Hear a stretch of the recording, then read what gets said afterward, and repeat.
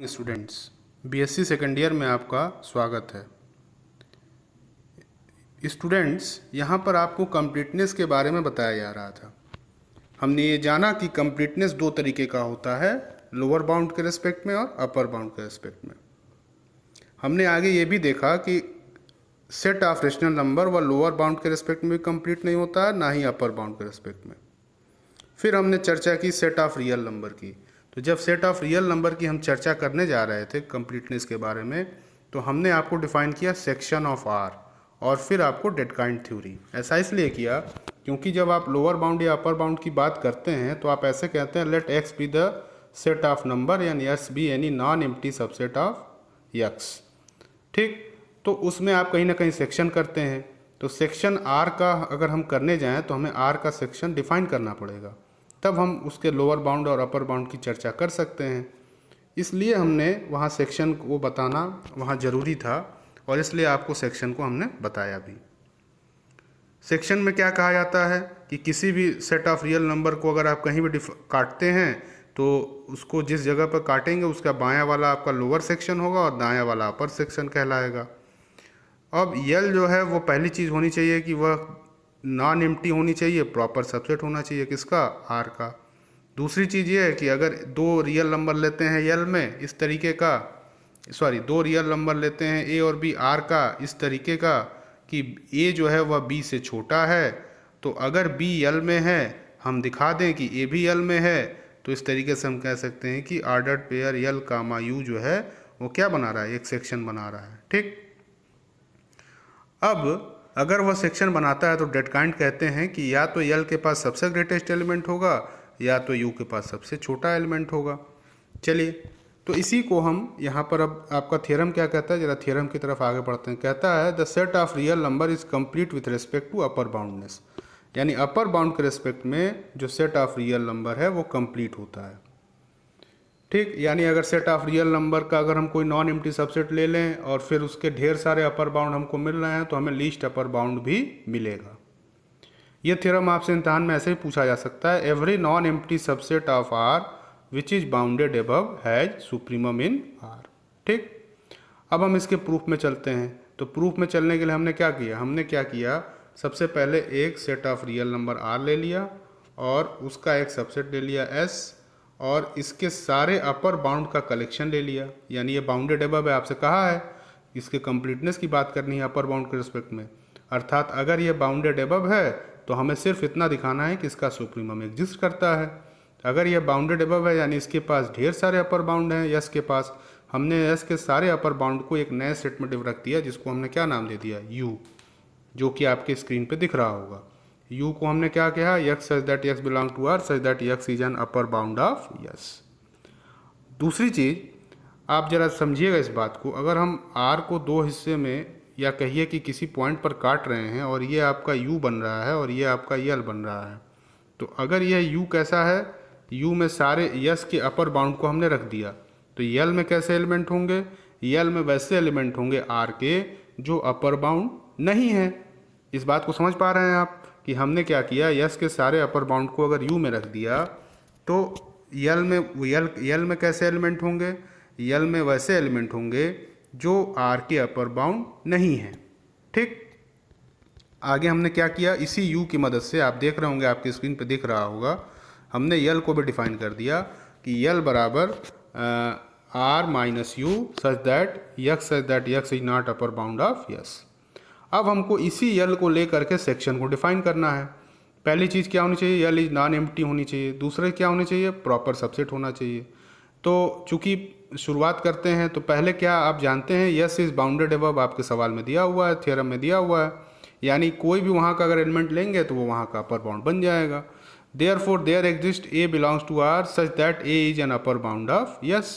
Clear, यानी अगर ए कोई भी एलिमेंट ले रहे हैं यस का, अगर वह ए अगर कोई भी एलिमेंट आर का ले रहे हैं, अगर वह यस जो है बाउंडेड एबव है अर्थात उसके ढेर सारे अपर बाउंड मिल रहे हैं, तो एक अपर बाउंड आपको ए मिल ही जाएगा। तो इस तरीके से आप कह सकते हैं A is an upper bound of S. अगर ए अपर बाउंड होगा यस का तो इसका मतलब ए क्या होगा, वह यल का मेंबर नहीं होगा, क्योंकि यल में कैसे एलिमेंट हैं, यल में वह एलिमेंट हैं जो अपर बाउंड नहीं है। ठीक है, जैसा कि आपको स्क्रीन पर दिख रहा होगा। अच्छा, इस तरीके से हमने क्या कह दिया कि कुछ एलिमेंट ऐसे हैं जो यल में हैं, कुछ एलिमेंट ऐसे हैं जो यल में नहीं हैं। ठीक है, तो यानी क्या कहलाया, L is proper subset of R हो गया। ठीक, ये अगर आपका मान लीजिए सेक्शन हुआ, ये आपका यल है और ये आपका यू है, ये आपका आर है, और ए अगर यू का मेंबर है यानी ए अपर बाउंड है, तो ए यहाँ का मेंबर नहीं है। तो कुछ ऐसे भी एलिमेंट होंगे जो यल में होंगे। अर्थात हम कहना क्या चाह रहे हैं कि यहाँ से यहाँ तक के एलिमेंट क्या हैं, यल में है, और इधर के बाहर एलिमेंट जो अपर बाउंड है वो कहाँ है, यू में है। अर्थात हम कह सकते हैं कि यल क्या है, वो प्रॉपर सबसेट है किसका, आर का। अब ये दिखा दें कि यल क्या है, नॉन एम्प्टी है। चलिए इसको भी दिखा देते हैं।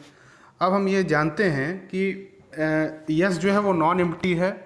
अगर वह यस नॉन एम्प्टी है, देयरफॉर अगर हम कोई भी एलिमेंट ले लें, मान लीजिए ये आपका आर है, ये आपका यस है, ठीक, और यहाँ कोई एलिमेंट अगर यक्स ले लें, and any element Y belongs to R, और कोई भी एलिमेंट अगर हम वाई ले लें यहाँ का, वाई आप यहाँ भी ले सकते हैं, वाई यहाँ भी ले सकते हैं।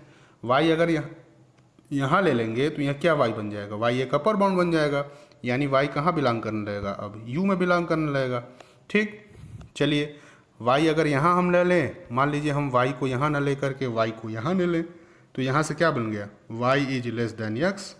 वाई अगर एक्स से छोटा हो गया, इसका मतलब क्या हो गया कि वाई क्या बन गया, एक अब लोअर बाउंड बन गया। और वाई जब लोअर बाउंड बन गया, इसका मतलब वाई कहाँ बिलोंग करने लगा, वाई बिलोंग करने लगा यल में। इस तरीके से आप क्या कह सकते हैं, ऐसे बहुत सारे एलिमेंट मिलेंगे जो कहाँ हैं, यल में बिलोंग करें, अर्थात वह यस के लिए क्या बनेंगे, लोअर बाउंड बनेंगे।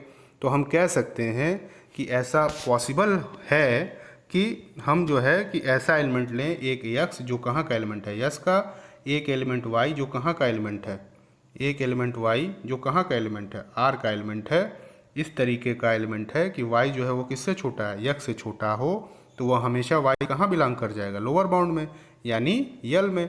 और यल क्या हो जाएगा इस स्थिति में, नॉन एम्प्टी हो जाएगा। इस तरीके से यल क्या हो गया, नॉन एम्प्टी भी हो गया और प्रॉपर सबसेट भी हो गया। चलिए आगे, तो यह पहली कंडीशन तो हो गई हमारी, ये बातें यहाँ लिखी गई हैं कि since S is non empty therefore X belong to S, there exist let Y belong to R such that Y less than X, then y is not upper bound of S. This implies that y belong to L and hence L is non-empty subset. Thus L is non-empty proper subset of R. आगे हमको क्या दिखाना है कि अगर A और B R में है, A जो है B से छोटा है और B L में है, तो A भी L में होगा। तो इस चीज़ को हमको दिखाते हैं। तो अगर B L में है तो क्या हो जाएगा, B not upper bound of S। अच्छा, B से छोटा कौन है, A है, तो B ही जब अपर बाउंड नहीं है यस का, तो A भी अपर बाउंड नहीं होगा यस का। इस बात को आप समझ पा रहे हैं, B अपर बाउंड नहीं है। मान लीजिए ये क्या था आपका, यल था, ये आपका क्या था, यू था। B अगर अपर बाउंड नहीं है मतलब क्या है, B कहाँ है, यल में है। B यल में है, इसका मतलब B से छोटा कोई भी एलिमेंट लेंगे इधर, तो वो क्या होगा, वो भी यल में ही होगा। अर्थात A कहाँ चला गया, यल में चला गया, यानी A कहाँ हो गया, यल में। तो इस तरीके से हमने ये कंडीशन भी दिखा दी और पहली कंडीशन भी दिखा दी। अर्थात ordered pair L comma U क्या बना रहा है, सेक्शन बना रहा है किसका, आर का। तो अब हम डेटकाइंट थ्योरम से कह सकते हैं या तो यल के पास सबसे बड़ा एलिमेंट होगा और या तो यू के पास सबसे छोटा एलिमेंट होगा। तो हम मान लेते हैं कि अगर संभव है, हमें दिखाना क्या है कि हमें दिखाना ये है कि कंप्लीट है किसके रिस्पेक्ट में, अपर बाउंड के रिस्पेक्ट में। अर्थात हमको अगर क्या मिल जाए, यू के पास सबसे छोटा एलिमेंट मिल जाए, तो हमारा थ्योरम प्रूफ हो जाएगा। तो हम ये नहीं मानेंगे, हम क्या मानेंगे, इसका उल्टा, क्या कि यल के पास सबसे बड़ा एलिमेंट है। चलिए मान लेते हैं। तो if possible let L has greatest element, और हमने उसका नाम क्या दे दिया, सी दे दिया। देन सी बिलोंग्स टू यल, तो अगर सी यल में है, सी यल में है अर्थात क्या होगा, यल में कैसे एलिमेंट हैं जो अपर बाउंड नहीं है, अर्थात C is not an upper bound of S. अगर सी अपर बाउंड नहीं है तो इसका मतलब क्या होगा, जीएलबी प्रॉपर्टी क्या कहता है, जीएलबी प्रॉपर्टी से क्या कहता है कि वह जो है एलिमेंट सी जो भी होगा वह यस के एलिमेंट से क्या होगा, छोटा होगा। ये हमने लिख दिया यहाँ पर, if there exist x1 belong to S such that C is less than x1। अब ये सी और x1 दोनों क्या हैं, दोनों जो है रियल नंबर हैं। आप जानते हैं कि रियल नंबर के बीच में ढेर सारे रियल नंबर्स एग्जिस्ट करते हैं। तो हम कह सकते हैं कि सी और x1 के बीच भी कोई ना कोई रियल नंबर एग्जिस्ट करेगा। मान लिया वह रियल नंबर क्या है, b है, और हमने इसको इस तरीके से यहाँ लिख दिया जैसा आपकी स्क्रीन पर दिख रहा होगा। ठीक, मान लिया वो क्या है, b है। अब इसको बारी बारी से ले लीजिए। पहली बार हमने क्या लिया, b is less than x1। यहाँ से क्या दिख रहा है, x1 कहाँ का एलिमेंट है, यस का। यस के प्रत्येक एलिमेंट से, आप जरा इसको फिगर में समझिएगा, ये आपका r है और ये आपका क्या है, s है, और ये आपका क्या है, x1 है, और ये क्या है, b है। तो b जो है वो क्या कह रहा है, यस के प्रत्येक एलिमेंट से क्या है, यानी x1 से छोटा है, यानी b क्या है, b क्या है, b एक लोअर बाउंड है। तो पहले यहाँ ये चीज़ हो गई, b जब लोअर बाउंड हो गया, यानी क्या हो गया, b जब लोअर बाउंड हो गया, इसको हम क्या कर सकते हैं, b is not upper bound. ठीक, b is not upper bound of S, या इसी को हमने क्या लिख दिया कि b does not belongs to u, क्योंकि हमने क्या लिया था, u में कैसे एलिमेंट लिए थे, जो अपर बाउंड थे। तो अगर b अपर बाउंड तो है नहीं, अर्थात b u में बिलोंग नहीं करेगा। ठीक, तो पहली कंडीशन हो गई। अच्छा चलिए जरा अब आगे बढ़ते हैं, जरा सी और बी को देखते हैं। तो सी और बी वाली जब कंडीशन देखेंगे आप, तो यहाँ देखिए कि सी कैसा एलिमेंट है, आपने लिया है, सी लिया है यल का सबसे बड़ा एलिमेंट, यानी यल का सबसे बड़ा एलिमेंट क्या है, सी है। इससे कोई भी बड़ा एलिमेंट लेंगे तो वो कहाँ चला जाएगा, यल में नहीं रहेगा, कहाँ जाएगा, यू में चला जाएगा। ठीक है, तो इस तरीके से सी से बड़ा एलिमेंट, सी क्या है, यल का सबसे बड़ा एलिमेंट है, यानी यल का ग्रेटेस्ट एलिमेंट है। अर्थात सी से बड़ा जो भी एलिमेंट होगा वो यल का मेंबर नहीं होगा। यल में कैसे एलिमेंट हैं, सारे लोअर बाउंड को रखा गया है। ठीक है, तो यल का एलिमेंट नहीं है, मतलब इससे बड़ा जो एलिमेंट है वो कहाँ चला जाएगा, अपर बाउंड में चला जाएगा, यानी कहाँ चला जाएगा, यू में चला जाएगा, क्योंकि सारे अपर बाउंड के कलेक्शन को कहाँ रखे हैं, यू में रखे हैं। ठीक, तो यहाँ से ये क्या बता रहा है कि बी कहाँ चला गया, यू में चला गया। तो यहाँ से ये बता दिया कि C is greatest element, therefore B does not belong to L, और बी कहाँ चला गया, यल में चला गया। इस तरीके से आप क्या देख रहे हैं, दोनों कंडीशन 1 और 2 को देखिए। पहली बार कह रहा है कि बी यू में है, दूसरी बार कह रहा है बी यू में नहीं है। ये दोनों कंडीशन एक दूसरे को कंट्राडिक्ट कर रहे हैं। ऐसा कंट्राडिक्शन क्यों मिल रहा है, क्योंकि हमने शुरू में उल्टा माना है। क्या माना है कि यल के पास सबसे बड़ा एलिमेंट है।